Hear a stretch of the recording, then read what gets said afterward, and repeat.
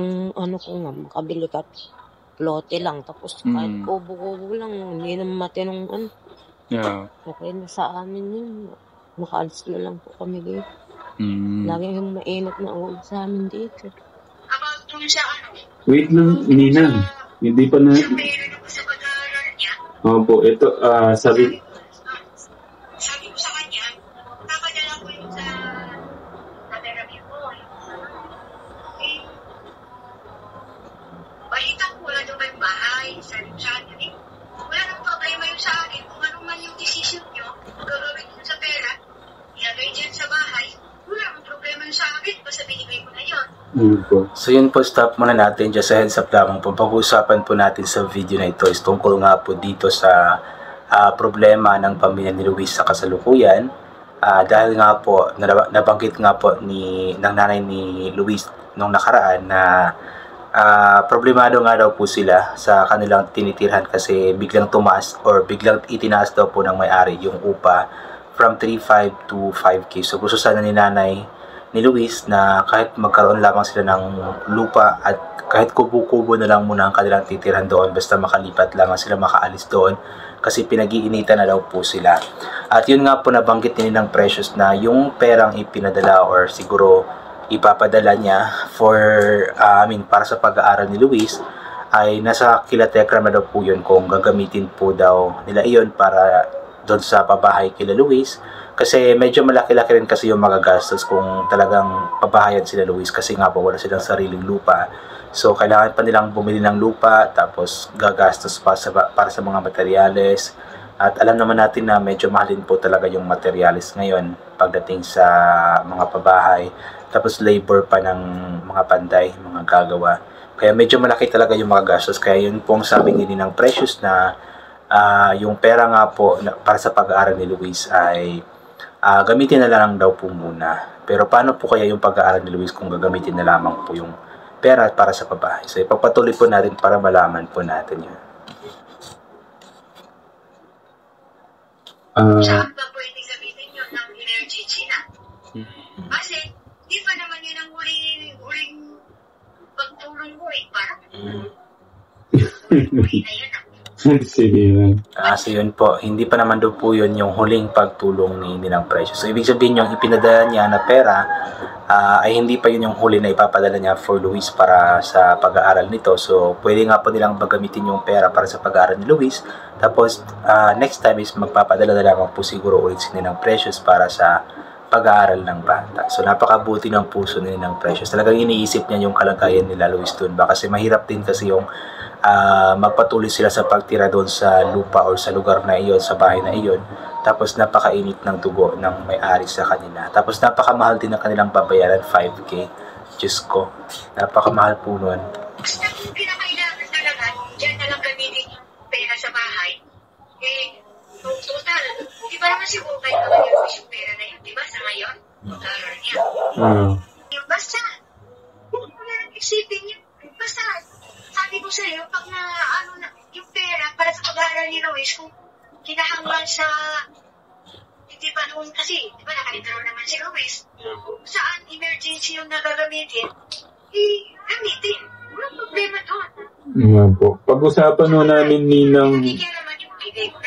Opo, pag-usapan po namin ni Nanay bukas. Tapos, yung may sinasabi po kasi dalawang lupa na nakita. So, tignan ko na lang din po bago po kami umalis. So, yun nga po. Sabi niya ng Precious na since naibigay nga daw po niya yung pera para sa pag-aaral ni Luis, so nasa kanila na daw po yun kung paano po nila gamitin yun or para saan po nila gagamitin yun. Basta para sa kabutihan lamang, para sa kakaayos ng buhay ni Luis. And also, hindi na daw pinapakialaman ni Ninang yung pera kasi nga naibigay na daw po niya yun. So, napakabuti talaga ng puso ni Ninang Precious, no? At sana nga matuloy ito, sana nga makabili sila ng lupa ng pagtitirikan ng bahay at mapagawa sila ng kahit kaunting munting bahay lang para makalipat na talaga sila. Nang sa ganun is hindi na sila mamroblema pa kasi inulit ko nga po, napakahirap po yung nakitira or tumira ka sa isang bahay, sa isang tirahan na mainit yung dugo ng may-ari sa iyo. Napakahirap po ng ganun. So yung pagtaas ng renta o ng upa nila, siguro hudyat na iyon, or siguro parang indirect na tawag yan, indirect na warning iyon, indirect na warning. So indirect yun na reason ng may-ari na paalisin na nga po sila. So idinaan na lamang niya sa pagpataas ng upa. So siguro ang ibig sabihin nun ng may-ari na kung kaya nyong bayaran yan, so tumira pa kayo dyan, or pwede pa kayong tumira dyan, pero kung hindi nyo kayang bayaran yan, umalis na kayo dyan. Siguro ganoon po yung yung nasa isip ng may-ari. Hindi ko lang po alam, pero parang ganoon po kasi yung nasa nasa isip ko. Ganoon po yung idea ko or opinion ko. Kaya sana talaga guys, maging maayos na itong problema na ito. Actually parang first time ko yata marinig ang mama ni Luis na nag-request kay Tekram. Hindi ko lang masyadong matandaan.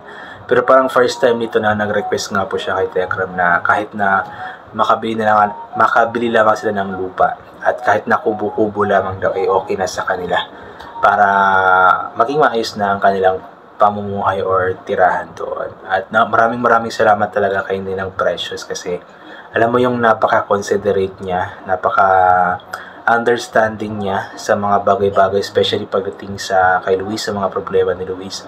Talagang napaka-considerate at understanding ni Ninang Precious. At tama nga naman, hindi rin naman yung pera naman is kung kailangan talaga for emergency ay pwede naman daw talaga iyong gamitin for emergency. At itong